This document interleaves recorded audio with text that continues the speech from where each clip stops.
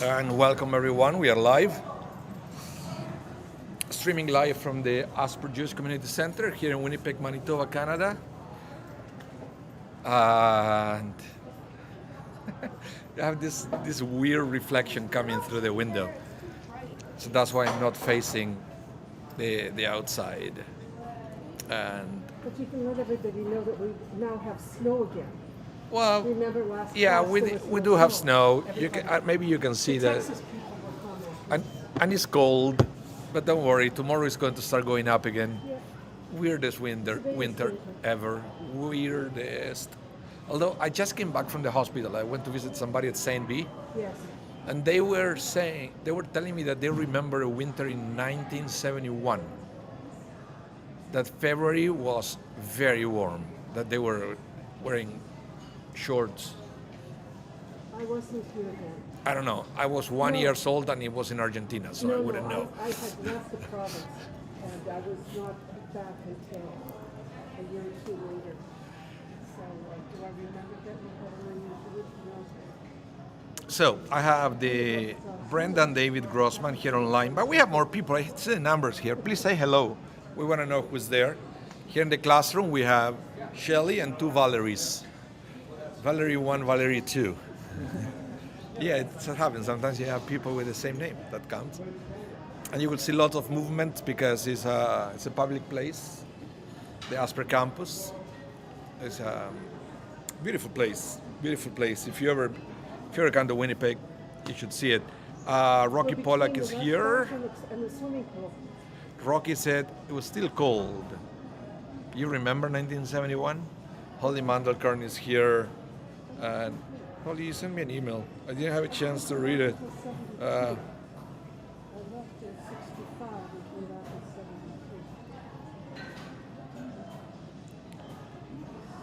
73. Oh, very nice. I just read your poem. Holly, thank you. Okay, so we are going to study about Parsha Teruma, which I will tell you why I like it. To me, it's a 1, 2, 3. What do I mean with the 1, 2, 3? Everything started 2 weeks ago with the revelation of Mount Sinai. Okay, 10 Commandments. The most spiritual event in the history of the Jewish people. Okay? Some people will argue in the history of humanity because it's something that it was unique. It was a seminal event, that's for sure. Yes. We don't know exactly what happened because the language the Torah uses is very confusing. You know, they saw the voices, Ra'u et hakolot, and at one point it will say that it was so intense that people couldn't handle anymore, and then they begged Moses, let God speak to you and then you tell us, because they couldn't handle such a spiritual experience. That was 2 weeks ago. Last week we started Mishpatim, and it was all the opposite. Nothing to do with spirituality, it was all about civil laws, right? But some may argue that in reality what happened is those were the details, right? The details of the covenant with God. And we all know that great ideas go nowhere because we ruin it on the details, right? We ruin it on the details. So it's very important that after the revelation, we get to learn all these details for such revelation to make sense, okay? But what is interesting, this week, Teruma is a test. It's the test. And this is when God says, okay, here's the spiritual experience, here is the law, now send a check. They say, if you want to make it happen, you need to build a sanctuary, right? So here we come with the Mishkan. But then Yeah. it was the very first capital campaign in Jewish history as well, because in order to preserve all this wonderful idea, the wonderful project that God had for the Jewish people, they needed money. It's a reality, right? And this is interesting because up to this point, everything was kind of provided by God miraculously. And even for the next 40 years, even though they don't know it yet, at this point in the Parsha, God was going to support them with manna in the desert. Miraculous wells of waters were going to show up out of nowhere so they could drink. Okay? They had this cloud that we call it Ananei HaKavod, the cloud of glory, that they are going to protect them from the weather. But then eventually they're going to enter to the land of Israel, and God said, you are kind of on your own. You will have to build your own houses. You will have to build your own schools. You have to build your own houses of worship. You have to build your own courts of justice. And for that, you need money. So this is the first time that we get a capital campaign. But the language that is used is very interesting. It said, whoever wants to give, okay? Whoever wants to give, please, and there is a list of the things that they were needed, please bring it. Now, from there, the rabbis take it. God was saying, I'm not going to, you're going to have to start to learn to do things for yourself. Yes, yeah, but then I even read a commentary from a rabbi who was saying that even the request for money should be unnecessary. That people should bring it without being asked.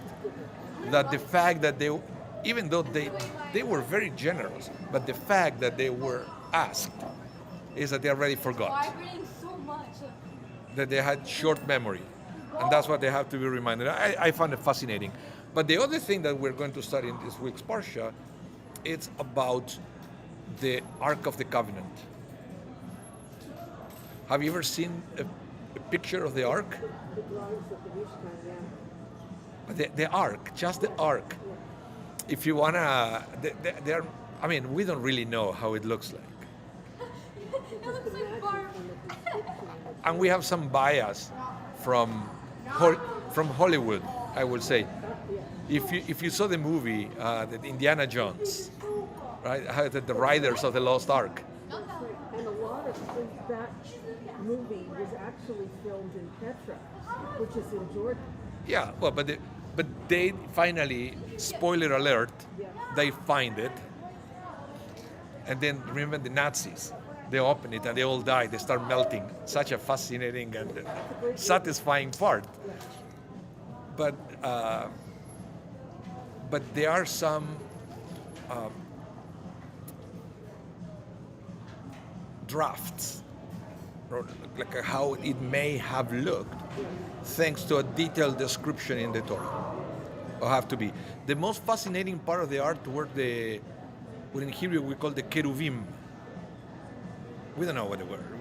Again, we're biased by centuries of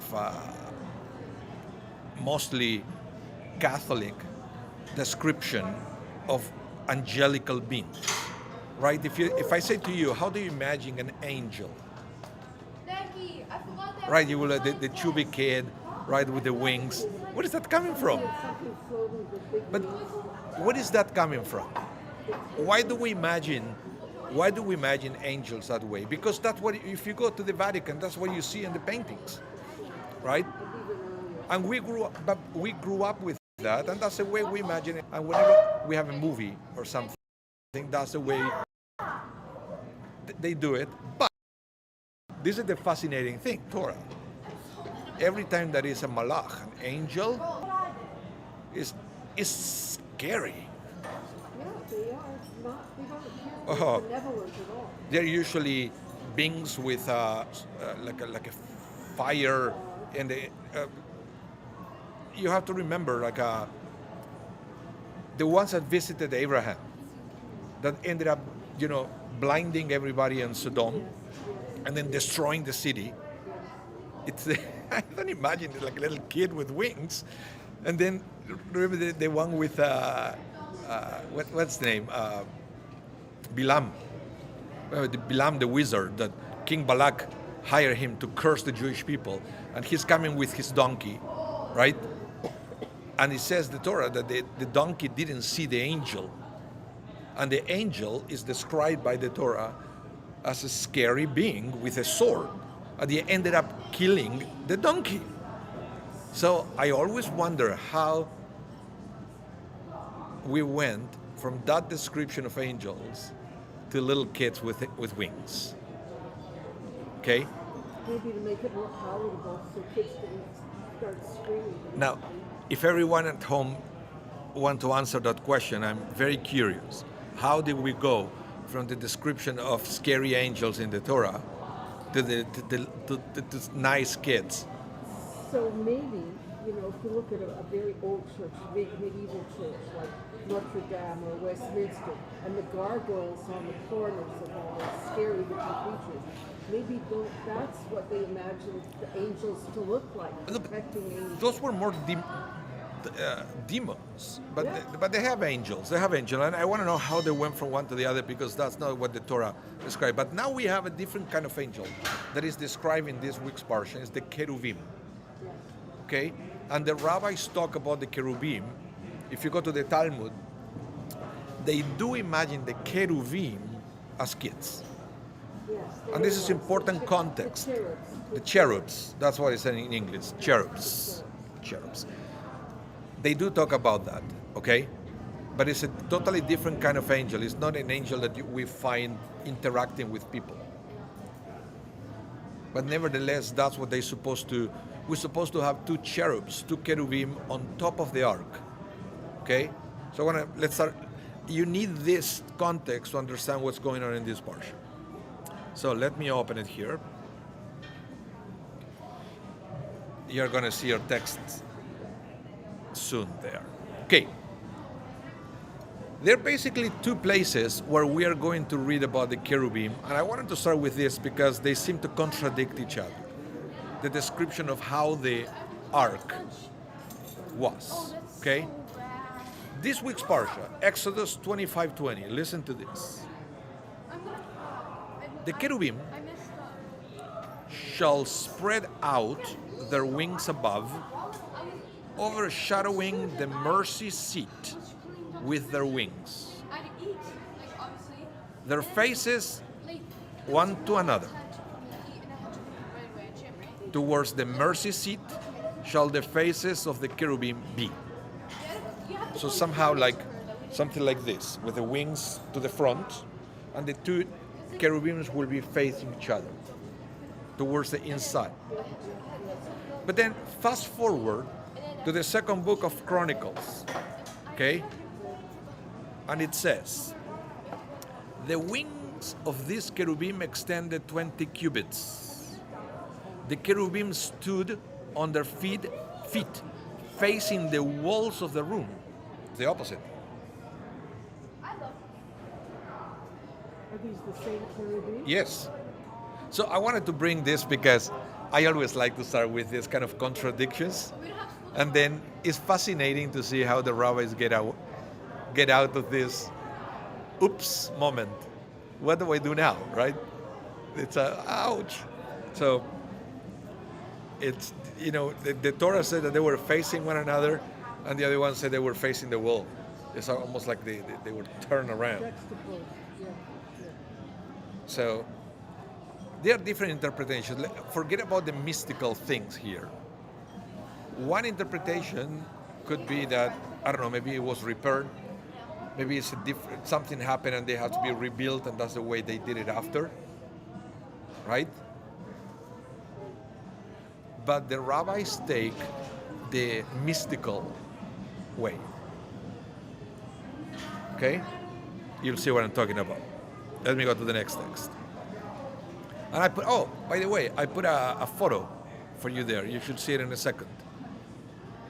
Is it already there? The photo? I will expand it. Hold on. Yeah. No. I'm going to go like this. Nope. Not this. I want to go this. Can you see it a little better? Probably not. Anyway. Anyway, so you will see the wings on top. Explanation. The Talmud says, when the people of Israel fulfilled God's will, the cherubim will face each other. And when the people of Israel did not fulfill God's will, the cherubim would face the walls of the room. When they're good, they're very, very good. And when they're bad, they face the wall. So, in other words, they say that the interpretation of the rabbis is that these cherubims were magical figures, right? That were a representation of the people of Israel's behavior. So it was a way for the priest to have a quick idea of what was going on, and then based on that they can guess God's reaction, because God was never happy when the people of Israel wouldn't fulfill the law. So if they would go there and they will notice that the cherubim turn around, it's a bad omen. When the cherubim were facing each other, I don't know how they came out with this. There is no logical explanation. Okay? No, not good enough. Just a good one. I just wanted to present it to you because I found it kind of interesting that they went the mystical way to try to explain something that is very difficult to explain. It's like if you're really good, God will shine upon you, and if you're not really good, Yeah, God will not shine. but what they say also, and this is what I found very interesting, is they also take the symbolism of looking at each other or looking at the wall. Yeah. What does it mean to look at each other? Well, to look at each other is to look with favor, to look with community, to look with even affection, and to turn away is to be shunned. Well, but somebody taught me once, what does it mean? And I know that if, I don't know if there is such an expression in English, but what does it mean when somebody is looking at their own wall? And that's it. It's when you don't care about others. All you care is about your own wall, your own house, your own things, your own life. You don't look at other people, at other people's needs, basically. And what they're trying to say is, at the end of the day, when we are talking about fulfilling God's will, the ultimate goal is to look at each other. Because we have many examples in Jewish history that when the Jewish people did not fulfill the ritual laws, but they were close to each other, it was never punishment. The problem is when they were not looking at each other. The same happened with the destruction of the temple and thing. We always say the temple was destroyed because the idolatry and thing, but at the end of the day, when you read in the Talmud, what is the story they present about the destruction of the temple? The story of Kamsa or Bar Kamsa. Yeah. Two people that they ended up fighting each other, and they were jealous of each other, and one wanted to take revenge against the other, and so one went to accuse the other one to the Romans, making up a lie, so they will intervene, and at the end, the temple ended up being destroyed. Nothing to do with not fulfilling the rituals, and all to do with not being able to live together. Yeah. And this is the text that we read every year for Tisha B'Av, the story of Kamsa and Bar Kamsa. I believe it's Masechet Makot. I'll be wrong, but I believe it's in the Masechet Makot that is talking about that. And it says, why was the temple destroyed? Because of Kamsa and Bar Kamsa. It has nothing to do with, they didn't observe Shabbat and they didn't put on tefillin. It has to do. That's an easy answer. It has to do with they couldn't live together. Okay, that's very important. So, who's here? Holly Mandelkern said, looking at each other, you're listening to each other, of course. And Amparo, Oh, Amparo Gold here, but she's having problem with the internet. Sorry to hear that. Remember, all of you can always restream this tonight at 8 p.m. I always rebroadcast the class, so if you miss any part, you can replay tonight. Okay, let's continue with the cherubim. More symbols here, okay? The rabbis noticed that the cherubim were baby-faced, okay? So, the appearance of the cherubim teaches that one should approach the Torah as a baby relates to his father, not with preconceived notions and faith in our own knowledge, but as completely blank slates and with trust in the Torah's wisdom. Because now we have another thing to try to understand. Why the baby face? Remember, everything is a symbol here. Well, we wear our life on our face quite often in terms of past, generation, age, sorrow, and so forth. As we grow older, babies, life hasn't marked their face yet. But as we get older, life can often mark their face. Yep. So, it's interesting because remember the two baby faces are protecting the Torah that is inside. What is inside the ark, by the way? Sorry? Inside the ark, the tablets, the two sets, right? The broken and the second one, right? The upgraded tablets, the 2.0. Well, after all, Moses brought two tablets downloaded from the cloud, so there's a connection there. So, but the two tablets, what else was there? The first copy of the Torah written by Moses, Yes. right? The manuscripts, right? And what else? The manuscripts, like not on The manuscript, yeah, the one written by Moses. A sample of manna. Oh, I forgot that. They're supposed to keep a sample of manna for future generations to believe. Okay? What else? Was one more thing. Aaron's staff, stick. The one that gave almonds. Remember, was one of the tests that Aaron's stick blossomed and gave almonds. So that was kept in the ark as well. All that eventually covered and protected for generations. Okay, so and that was protected by two baby faces, which you would expect something more,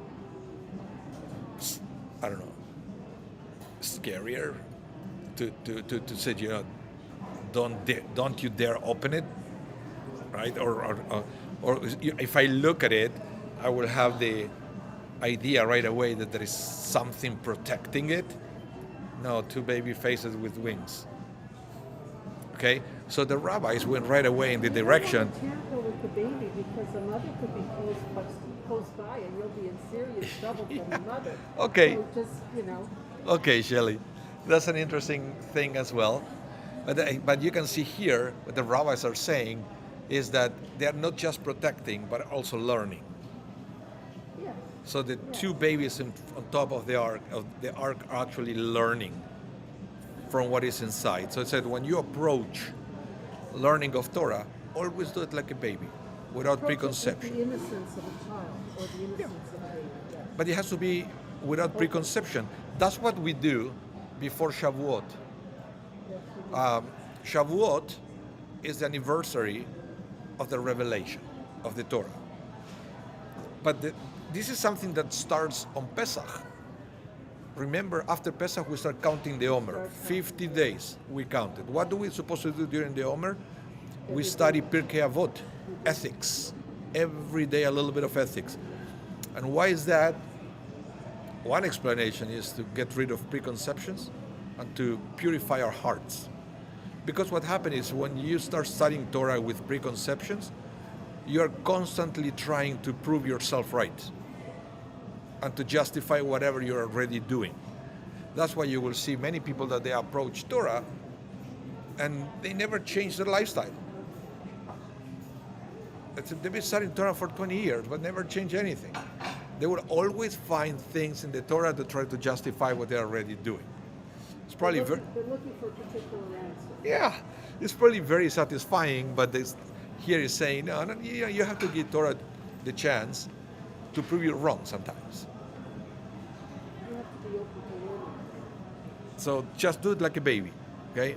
Do it like a baby. So, but this is one comment. This is one comment from one rabbi. Let's read another comment here. This is from the Malbim. It says, the two cherubim were on the cover of the Aaron, of the ark, which held the two luchot, the two tablets of the law. Thus, one of the cherubim covered one of the tablets, and the other covered the second. So basically said, they were positioned that one tablet was to the right and the one to the left. And then you have the two, that's why you need the two cherubims. One to protect one, the other one to protect the other, okay? So, one of the tablets were engraved 5 obligations of man to God, 5 commandments out of the 10 commandments, okay? Now remember if you go to a synagogue, chances are that it will be on top of the ark, and they will say 5 and 5. I loved it. Did you see the movie with, what was it, Mel Brooks? Oh, yeah. That comes with the 3 tablets. I said, here are the 3 and one falls and breaks. The 2 But Mel Brooks had him. It was very fun. Very fun. So, okay, so it said, in one of the tablets, we have 5 obligations between us to God. The first 5, which are, I am your God, you should not have other gods, right? So those are obligations between us to God. And it says, on the other tablet were engraved 5 obligations of people to each other. To each other, not necessarily to God, but to each other. There is one, by the way, that is the 5th of the commandments, that is still on the first tablet, that the rabbis see that there is it belongs to both, which is to honor our mother and our father. I said, what is that commandment in the side of the obligation between us and God? Because we should treat our parents like our creators. Absolutely. Because they created us, right? So that's why it's a transition between the first 5 to the second 5. That one is connected to both. Okay, let's continue. But we always understand the first tablet, obligation between us to God. Second tablet, obligation among each other. So one of the cherubim represents the Kohen Gadol, the high priest, whose role is to inspire man to perform his obligations towards God. The other cherub, the other angel, represents the king, whose role is to enforce man's obligation to his fellow man, in theory. And this is funny because both is in theory. We know that both fail eventually in history. Priesthood failed to inspire people to be close to God, and the kings failed to inspire people to be nice to each other and to have a functional society. Because that's why eventually both systems ceased to exist and they were replaced. The priesthood was replaced with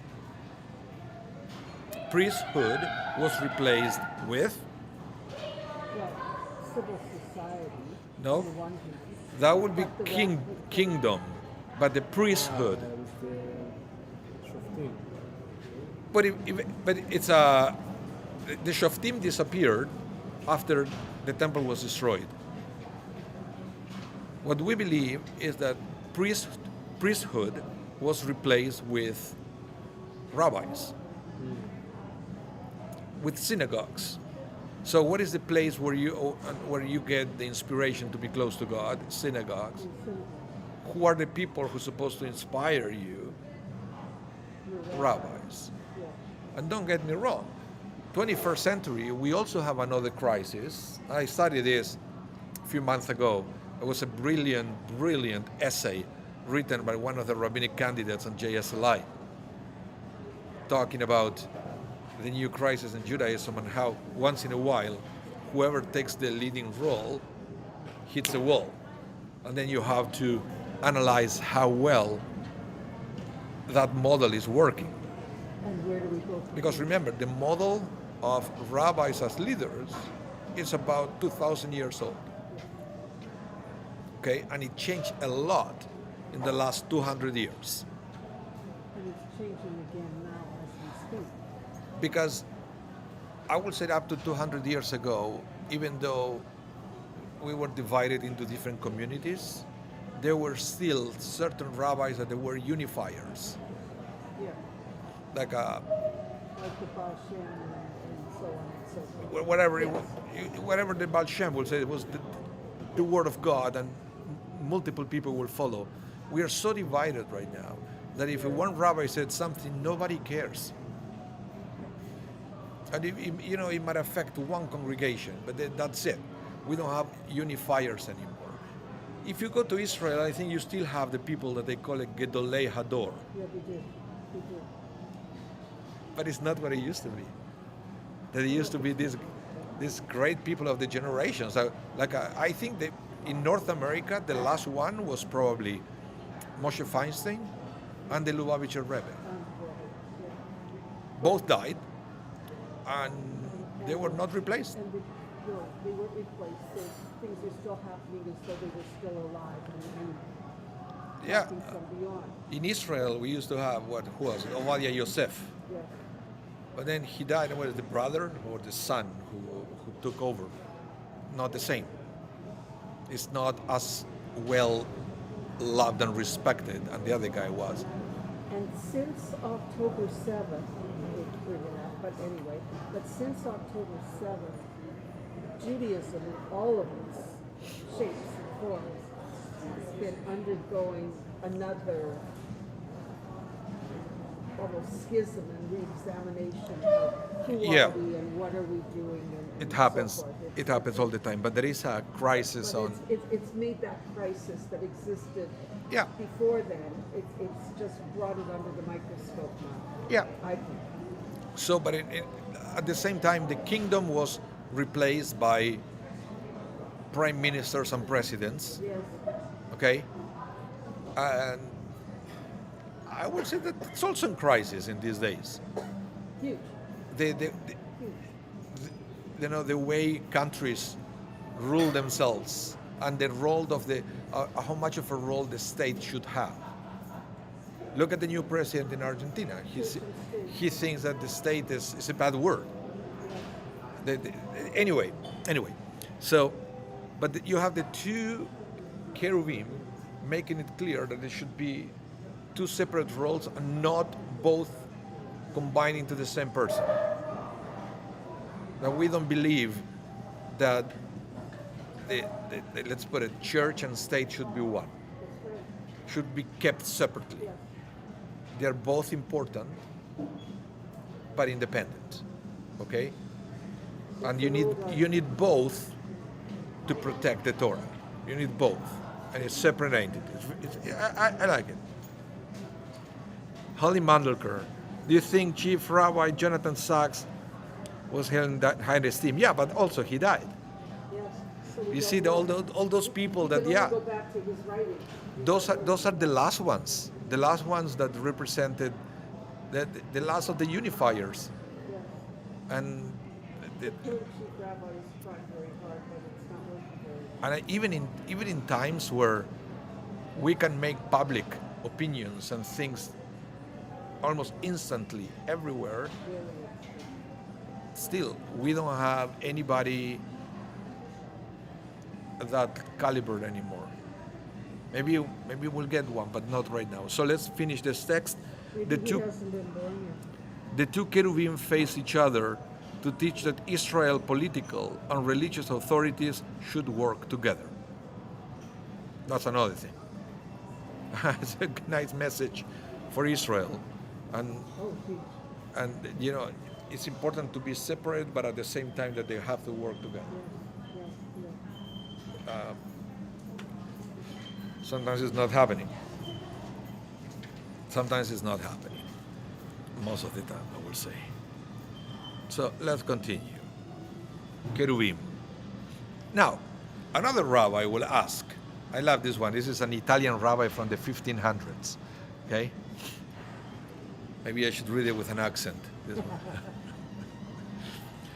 That says, what did the cherubim that were placed on top of the ark represent? Okay? He's also asking, what did they represent? And according to this rabbi, it says, placing the forms of angels above the ark, with their wings spread upwards, but with their feet attached to the ark, shows that angels are tied to and subject to those who study the Torah which lay inside the ark.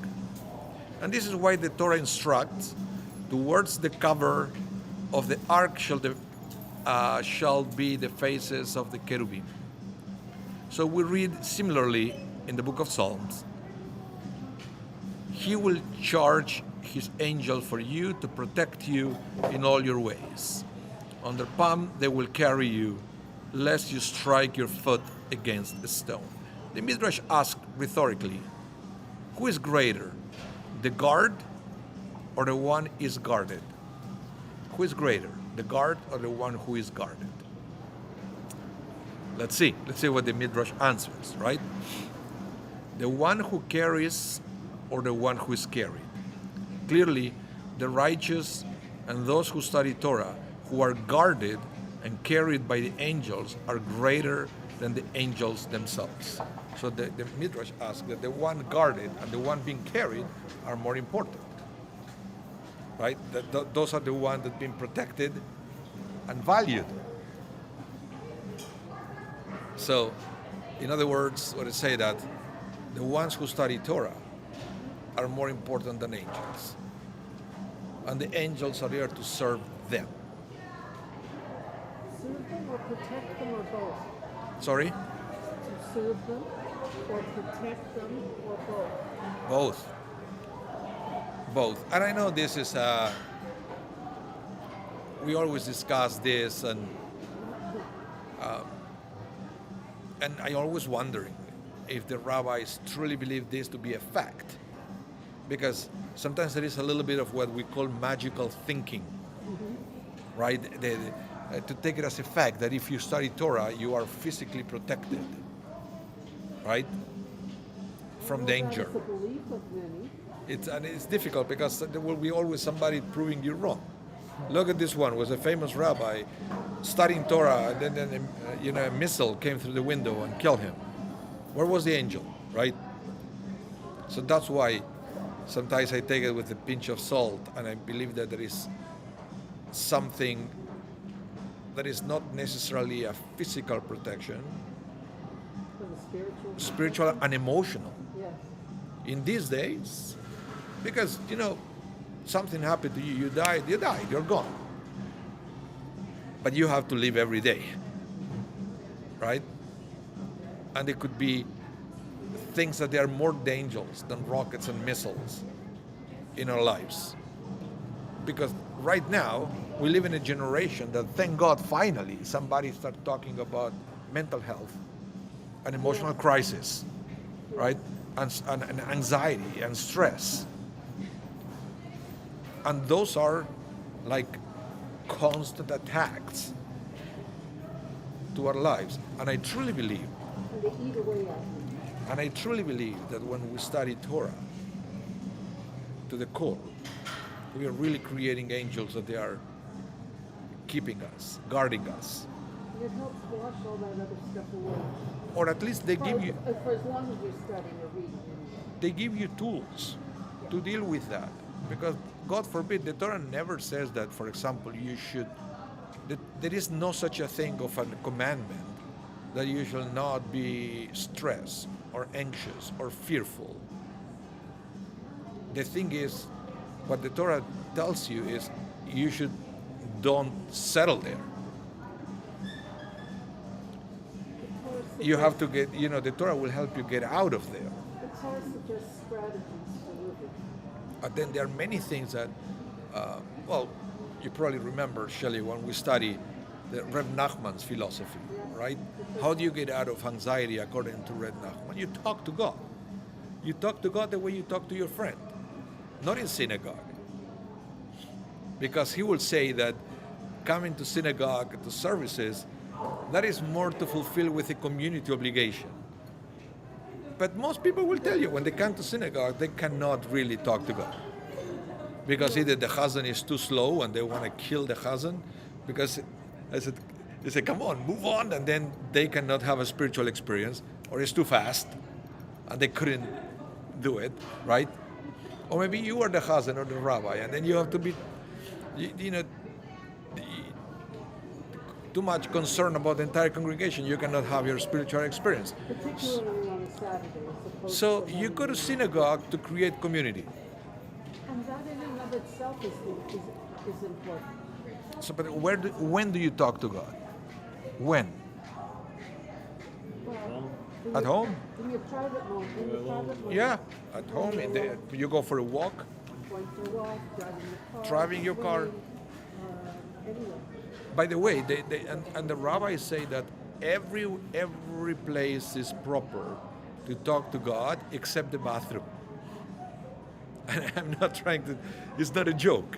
It's a fact. That's the only place where we don't pray to God because it's considered dirty, right? That's not that. Other than that, you can pray to God in the kitchen. You can pray to God in the park, even in your car. Yeah, I do. But The bar in the car. if you go to the synagogue, if you go to the Talmud, you will say that people in the past, Talmudic times, they used to come to the synagogue an hour before services, and they will talk to God there. They were inspired by the synagogue, by the place, but before the service starts. They said they will pray, and then they will stay for an hour after. Yes. Because then you come to synagogue, and then you have feelings, and new ideas come, and then you Makes you think about something. Yeah, so you have and then to you stay say. afterwards and process. And by the way, when the Talmud uses the word hour, it's sha'ah, it's a relative. It doesn't mean 60 minutes, for a while. So they say they will come a little bit before services, they will daven a little with the community, and they will stay a little bit after. Yeah. And they will say that's 3 sha'ot, 1 sha'ah before, 1 sha'ah to daven, 1 sha'ah after. That's the way it used to be done. And then Reb Nachman will take that and will make it one of the key tools of Hasidism to help cope with anxiety, fears, stress. One of the main tools. Okay? Really important things. Together with they were recommended that everybody should have like the scripture. You should have it bookmarked for different situations when you need inspiration. Where do you go when you need inspiration? We do that all the time. Well, the more you get familiar with the Torah, with the Tanakh, with the Talmud, if you need inspiration for something, you know what it is. You go, you read it. Don't trust on memory. Go read it.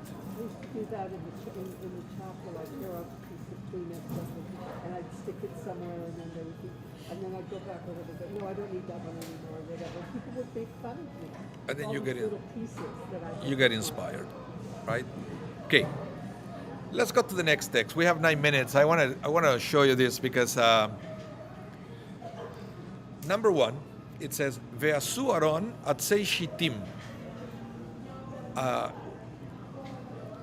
Atzei shitim, the tree of what kind of tree are we talking about here? They said that you have to mark the ark of acacia wood, also called cedar. Yes. I don't know why they call it sometimes cedar, sometimes acacia. Is it the same one? No, they're not the same.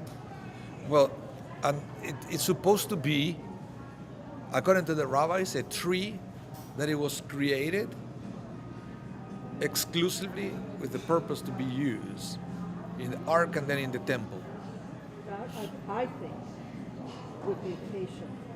The acacia. I think Yes. it would be the acacia. And then it's in these days, some people use it for the Tu B'Shvat Seder. Yeah. At the end of the Seder, you eat and drink different things, but then as you advance on the spiritual levels, you reach a point when there is no eating or no drinking. It's the most spiritual of all. So what you do, you smell. What do you smell? Acacia. Yeah. It's fascinating. So he said, they shall make an ark of acacia wood. Listen to the dimensions. 2 cubits and a half should be its length. A cubit and a half its breadth. A cubit and a half its height. Okay? Now, and the rabbis say, number one, of acacia wood. But from where did they get this in the wilderness?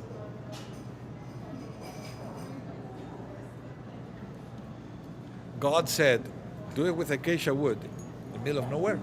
A lot of it they traded. Oh, listen to this. This is fascinating. Listen what Rashi says, okay? Rabbi Tanhuma explained it thus.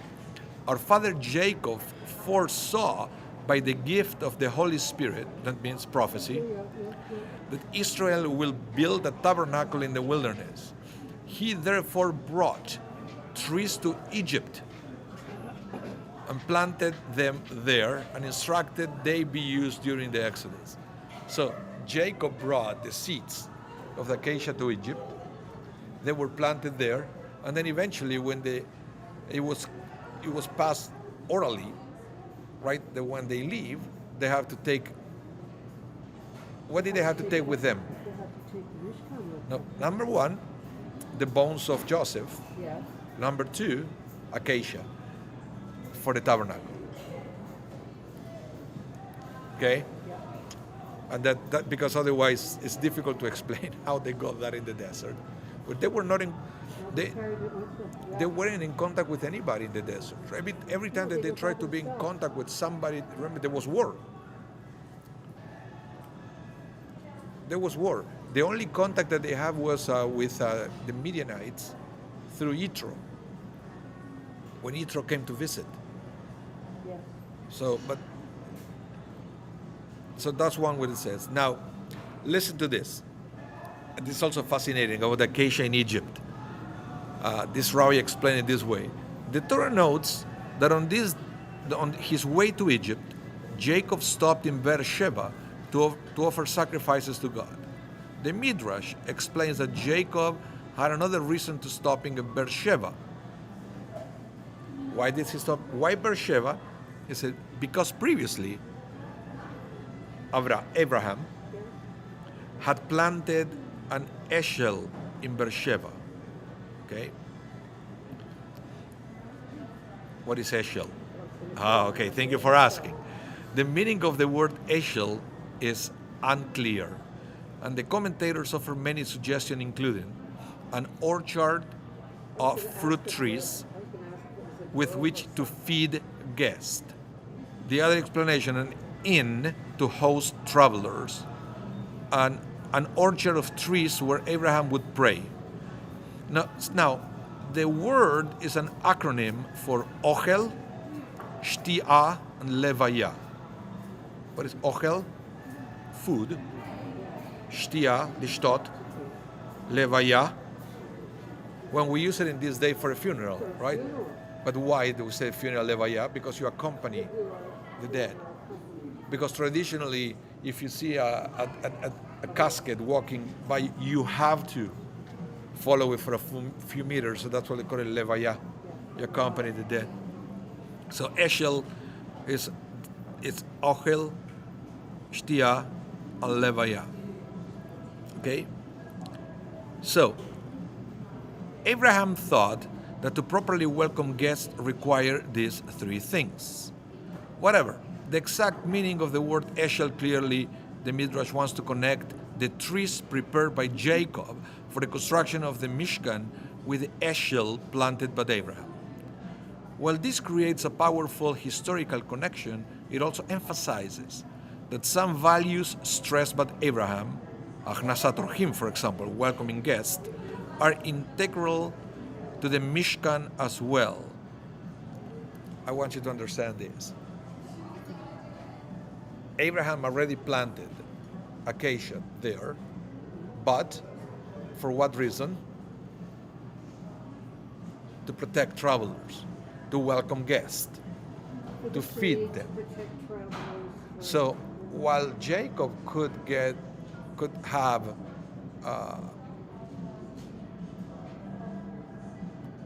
got acacia from many places, he purposely decided to go there because that was the acacia trees that Abraham planted to welcome others. And he wanted to take that value into the wood that is going to be used for the construction of the Mishkan, the tabernacle. it's another reason. I think well, Rocky Pollack said, it has to be lightweight wood because it has to be carried. My understanding is not light at all. It's not light at all. Okay, so but it's a beautiful midrash to say that Jacob stopped at Beersheba because there was a special kind of acacia that will be a nice connection to the values of Abraham. There's Okay. another reason why Abraham planted trees. And we talk about a desert environment where there isn't a lot of growth and there isn't a lot of water. So he wanted to welcome people. He wanted people to come to his tent. So they would see these trees from a distance and realize as they were on their journey that this would be a good place to stop Yep. and rest and comfort. Absolutely, but that was one of the values that he favored. Yes. Abraham. So let me close with this text. And it says, in the eyes of our sages, a Mishkan, a tabernacle, a sanctuary, in which Hashem dwells among the Jewish people is possible only if it is built with a commitment to the values and lessons instilled by Abraham. So basically, if a synagogue is not welcoming, God is not present. There is a story that I heard once, I love this one, that it was this fancy shul in New York, okay? Fancy shul, they have a very strict dress code. And it was this young fellow who entered there with blue jeans, a t-shirt, and a cowboy hat. As soon as he entered to the synagogue, everybody like this, right, make him feel really uncomfortable. And then at the end of the service, people went to complain to the rabbi. So the rabbi comes to talk to this young guy. I said, well, welcome to the synagogue, but I said, do you think you're dressed properly to come to shul? Come to shul. So the rabbi said, look, if you ever wants to come back here, what I would suggest is first you ask God what's the proper way to observe Shabbat and what is the proper clothing you should wear on Shabbat. You should ask God that. Okay? So then ask God what is the proper way to come to this shul. Okay. He comes the next Shabbat dressed exactly the same way. And then after the service, the rabbi runs at this guy. I said, did you ask God what is the proper way to dress in this shul? And then the kid said, yes, I did. So what did God say? He said, he's never been at this shul before.